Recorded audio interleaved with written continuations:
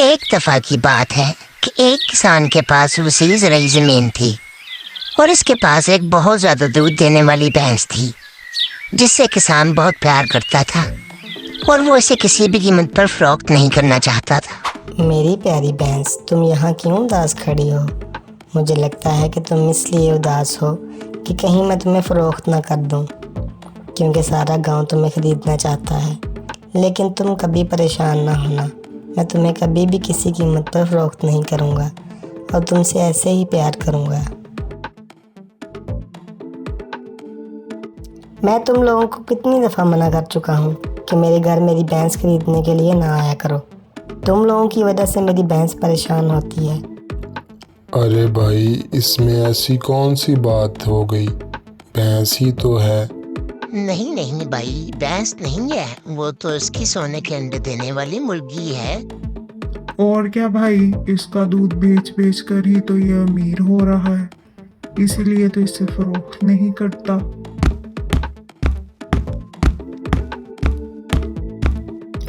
भाई मेरी बात सुनो, मैं पूरे गांव से ज़्यादा तुम्हारी भैंस के पैसे देने के लिए तैयार हूँ। तुम मुझे अपनी भैंस फरोख्त कर दो और कोई और ले आना, तुम्हें तो कोई और अच्छी भैंस मिल ही जाएगी। वैसे भी ये भैंस इतने अरसे से तुम्हारे पास है, अब तुम इसे फरोख्त ही कर दो। तुम चुप रहो, मैंने तुम्हें समझाया था ना कि तुम बार बार मेरे घर भैंस खरीदने ना आया करो, लेकिन तुम पर किसी बात का असर नहीं होता। जाओ, चले जाओ यहाँ से।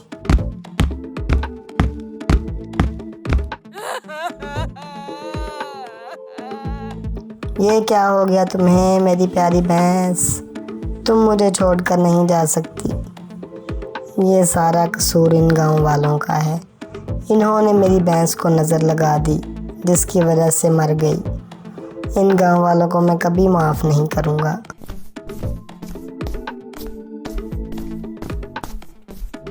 हाँ भाई, तुम्हारा कोई ज़हन बना है अपनी भैंस फरोख्त करने का या नहीं? जितने पैसे लेने हैं मुझसे ले लो और मुझे फरोख्त कर दो। अच्छा, अगर तुम्हें इतनी ही पसंद है मेरी भैंस तो तुम ले लो, लेकिन मेरी एक शर्त है। मैं अपनी भैंस से बहुत प्यार करता हूँ। तुम मुझे उसके पैसे अभी दे दो, लेकिन अभी वो सो रही है। तुम उसे सुबह ले जाना जब वो उठ जाएगी। हाँ हाँ, मुझे कोई मसला नहीं, तुम मुझसे अभी पैसे ले लो और मैं भैंस कल ले जाऊँगा। ये लो, अपनी भैंस के पैसे ले लो। तुम लोगों ने ही मेरी भैंस को नज़र लगा कर मारा है, अब उसे ख़रीद कर मज़ा चखो। मैं तो शहर जा रहा हूँ और कुछ दिन सुकून के गुजार कर ही वापस लौटूंगा। उठ भी जाओ, तुम तो कल से उठ ही नहीं रही। अब मैं तुम्हारा नया मालिक हूँ, चलो उठो, मेरे साथ चलो। ये क्या, ये तो मर चुकी है, ये मेरे साथ क्या हो गया? नए मालिक ने गांव में ऐलान करवा दिया, लॉटरी की भैंस लेने के लिए 1000 रुपए में टिकट लो और कुरानदाजी में शामिल हो जाओ।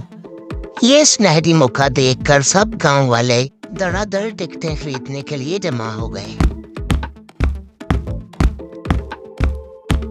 ये लो भाई, 1000 रुपए लो और मुझे टिकट दो। देखना, अब भैंस मेरी ही निकलेगी। भाई, कुरानदाजी कब कर रहे हो? मुझे भी एक टिकट दे दो, हो सकता है मेरा नसीब ही जाग जाए। मेरी तो इस भैंस पर सबसे पहले की नजर है। ये लो 1000 रुपए और टिकट दो, ये भैंस तो मेरी ही है। हाँ हाँ, टिकट लो और इंतज़ार करो, देखते हैं कि भैंस किसकी किस्मत में है। भाई तुम्हें बहुत बहुत मुबारक हो, तुम्हारा कुरानदाजी में नाम निकल आया है। भैंस आज से तुम्हारी हुई। खैर मुबारक, मेरे लिए तो ये बहुत खुशी की बात है। चलो अब जल्दी से मुझे भैंस दे दो ताकि मैं उसे अपने गांव में ले जाऊं। भाई, ये कैसी भैंस है? मुझे तो लग रहा है ये मरी हुई है।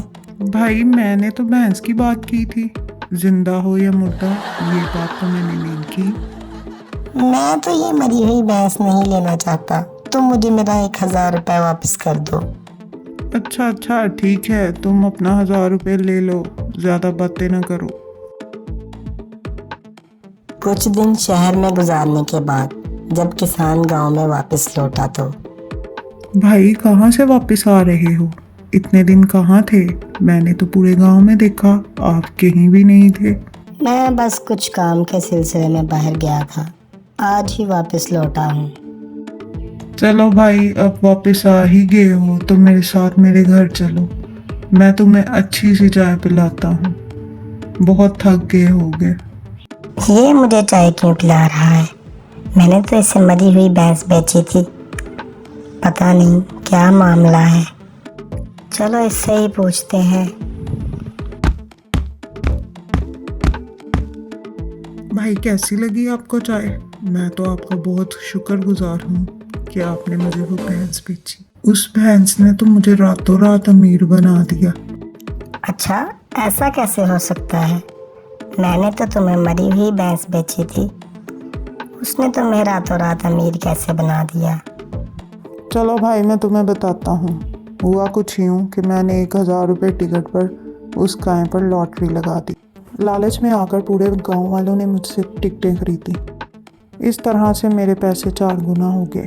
और कुरानदाजी में जिस आदमी की भैंस निकली थी, उसने मरी हुई देखकर इसको लेने से इनकार कर दिया। फिर वो आदमी अपना 1000 रुपया लेकर अपने गांव वापस चला गया। इस तरह से मैंने तुमसे जितने पैसों में गाय खरीदी थी, मुझे उससे 3 गुना ज़्यादा मुनाफा मिल गया।